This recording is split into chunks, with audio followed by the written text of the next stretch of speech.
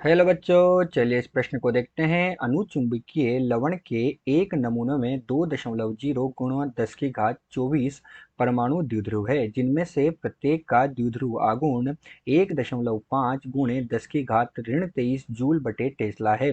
इस नमूने को 0.64 टेस्ला के एक समान चुंबकीय क्षेत्र में रखा गया है और 4.2 केल्विन ताप तक ठंडा किया गया है। इसमें 15% चुंबकीय संतृप्तता आ गई है। यदि इस नमूने को 0.98 टेस्ला के चुंबकीय क्षेत्र में 2.8 केल्विन ताप पर रखा हो तो इसका कुल द्विध्रुव आघूर्ण कितना होगा?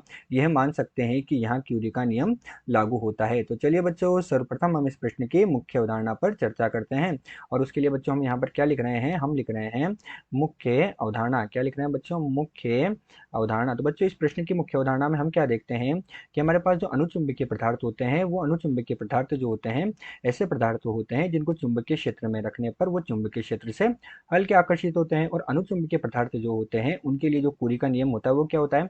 तो क्यूरी का नियम बच्चों अनुचुंबकीय पदार्थों के लिए ही लागू होता है। तो अनुचुंबकीय पदार्थ के लिए हम क्या लिख सकते हैं? जो अनुचुंबकीय पदार्थ होता है उस अनुचुंबकीय पदार्थ के लिए जो क्यूरी का नियम होता है बच्चों, वो हमारे पास क्या होता है? तो इनके लिए हमारे पास जो क्यूरी का नियम होता है उसमें हमारे पास जो चुंबकीय आघूर्ण होता है एम, वो समानुपाती होता है किसके बच्चों? बी बटे टी के। या हम बोल सकते हैं कि ये जो चुंबकीय आघूर्ण है एम, या जो चुंबकीय संतृप्तता है, ये हमारे पास परम ताप के व्युत्क्रमानुपाती होती है। तो एम को बच्चों हम चुंबकीय आघूर्ण या चुंबकीय संतृप्तता बोलेंगे। तो ये तो हो गया हमारे पास बच्चों चुंबकीय आघूर्ण या चुंबकीय संतृप्तता। टी हमारे पास क्या होगा बच्चों? टी हमारे पास क्या हो जाता है? परम ताप हो जाता है। और बी हमारे पास बच्चों चुंबकीय क्षेत्र है। तो क्यूरी का नियम क्या हो गया बच्चों? क्यूरी का नियम जो हो गया उसके अनुसार चुंबकीय आघूर्ण जो है वो चुंबकीय आघूर्ण क्या होगा? परम ताप के व्युत्क्रमानुपाती होगा। तो बच्चों यहाँ हम क्या लिख सकते हैं? हम लिख सकते हैं एम बराबर, अगर हम समानुपाती नियतांक उठाएंगे तो सी गुणा बी बटे टी हमारे पास होगा। ये होगा बच्चों जहाँ सी हमारे पास एक नियतांक होता है जिसे हम क्या कहते हैं बच्चों? क्यूरी नियतांक कहते हैं। तो सी हमारे पास क्या होता है बच्चों? क्यूरी नियतांक होता है। यही हमारे पास इस प्रश्न की मुख्य अवधारणा है। तो चलिए बच्चों, अब हम मुख्य अवधारणा के आधार पर प्रश्न को हल करते हैं। और उससे पूर्व हम क्या देखते हैं कि हमें प्रश्न में क्या क्या दिया हुआ है। तो बच्चों हमें प्रश्न में दिया है, और क्या क्या दिया हुआ है बच्चों? एन का मान दिया है कि कितने द्विध्रुव परमाणु है, तो वो कितना दिया गया बच्चों? 2 गुणे 10 की घात 24 के बराबर दिया गया। हमें प्रत्येक परमाणु का द्विध्रुव आघूर्ण भी दिया गया, वो कितना दिया गया? एम बराबर 1.5 गुणे 10 की घात ऋण 23 जूल बटे टेस्ला के बराबर इसका मान हमें दिया गया है। तो जूल बटे टेस्ला के बराबर इसका मान दिया गया। साथ ही बच्चों हमें क्या दिया गया? पहला चुंबकीय क्षेत्र कितना दिया गया? वो दिया गया 0.64 टेस्ला। तथा उस समय हमें तापमान का मान कितना दिया गया है बच्चों? 4.2 केल्विन के बराबर दिया गया है। हमारे पास इसी प्रकार जब बाद में उसको ठंडा करके दूसरे चुंबकीय क्षेत्र में रखते हैं तो उसका मान भी दिया गया है 0.98 टेस्ला। तथा उस स्थिति में तापमान का मान कितना है बच्चों? उस स्थिति में हमारे पास तापमान को हमने T2 बोला और उसका मान हमारे पास कितना है? 2.8 केल्विन है। इसके साथ ही बच्चों हमारे पास जो चुंबकीय संतृप्तता है M1, वो कितने प्रतिशत है बच्चों? 15% है, अर्थात 15/100 है। और हमें जो दूसरी चुंबकीय संतृप्तता है M2, उसका मान ज्ञात करना है, या अर्थात हम क्या कर सकते हैं? हमें किसका मान ज्ञात करना है यहाँ पर?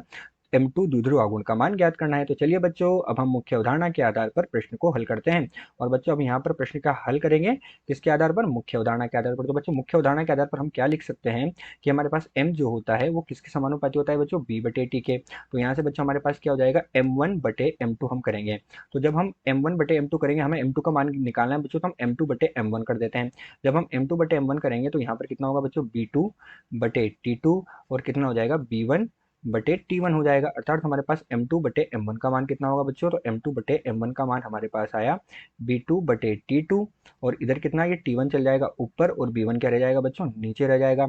अब हमें तो क्या करना है बच्चों? M2 का मान निकालना है। तो M2 का मान निकालना है तो B2 बटे B1 गुणा T1 बटे T2। और कितना हो जाएगा बच्चों? यहाँ से हमारे पास M1 और गुणा में आ जाएगा। इन सबका मान हमें दिया गया है तो हमारे पास बच्चों M2 का मान ज्ञात हो जाएगा। तो हम सबका मान रखेंगे यहाँ पर। तो ये हमें कितना दिया बच्चों? 0.98 के बराबर B2 का मान दिया। और B1 का मान कितना दिया गया बच्चों? 0.64। इसी के साथ हमें तापमान का मान कितना दिया गया बच्चों? 4.2 और 2.8 हमें तापमान का मान दिया गया। और M1 का मान बच्चों हमें कितना दिया गया? M1 का मान हमें 15% यहाँ पर दिया गया है। तो हम यहाँ पर क्या करेंगे बच्चों? M1 का मान भी रखेंगे। और M1 का मान बच्चों हमें 15% दिया गया, अर्थात M1 का मान कितना हो जाएगा? तो 15/100 के बराबर हो जाएगा। तो बच्चों जब इसे हम हल करेंगे तो हमें इसका मान कितना प्राप्त होगा? इसे हल करने पर हमें M2 का मान प्राप्त होगा। और M2 का मान हमारे पास कितना हो जाएगा बच्चों? तो बच्चों हम यहाँ पर क्या कर रहे हैं, हमने m1 का मान यहाँ पर थोड़ा सा गलत रख दिया है। यहाँ पर m1 का मान बच्चों हमें क्या करना पड़ेगा, पहले m1 का मान यहाँ पर ज्ञात करना पड़ेगा। तो पहले हम यहाँ पर m1 का मान ज्ञात करेंगे, तो हमने m1 रख दिया। m1 का मान बच्चों हमें प्रश्न में क्या दिया गया है, हमें प्रश्न में दिया गया है कि हमारे पास जो ये 15% चुंबकीय संतृप्तता आ गई, तो कुल मान की 15% चुंबकीय संतृप्तता इसमें हमारे पास आई है। तो कुल चुंबकीय आघूर्ण कितना है बच्चों, हमारे पास m जो है ये कुल चुंबकीय आघूर्ण है, तो इसका 15% हम निकालेंगे तो हमें m1 प्राप्त होगा। तो कुल चुंबकीय आघूर्ण कितना होगा बच्चों, n गुणा m, क्योंकि n परमाणु थे हमारे पास, तो n परमाणु है तो परमाणु की संख्या कितनी हो गई बच्चों, 2 गुणे 10 की घात 24, तो m परमाणु हो गए। और उनका द्विध्रुव आघूर्ण कितना हुआ बच्चों, उनका द्विध्रुव आघूर्ण हमारे पास दिया हुआ है 1.5 गुणे 10 की घात -23 के बराबर इनका द्विध्रुव आघूर्ण दिया है। अर्थात हमारे पास जो कुल जो आघूर्ण होगा वो कितना होगा बच्चों, 30 होगा जूल बटे टेस्ला के बराबर। अब हमारे पास m1 कितना है बच्चों, m1 जो है वो m का 15% है। कितना है m1, m1 हमारे प्रश्नानुसार m का 15% है। अब जब ये m का 15% है तो इसका मान कितना हो जाएगा बच्चों, 15/100 गुणा कितना हो जाएगा, 30 के बराबर हो जाएगा। 15% तो 15/100 और m कितना है 30, तो इसका मान हमें कितना प्राप्त होगा बच्चों, इसका मान हमें 45 जूल बटे टेस्ला के बराबर प्राप्त होगा। तो अब ये मान हम इस समीकरण में रखेंगे, इसको हम एक मान लेते हैं।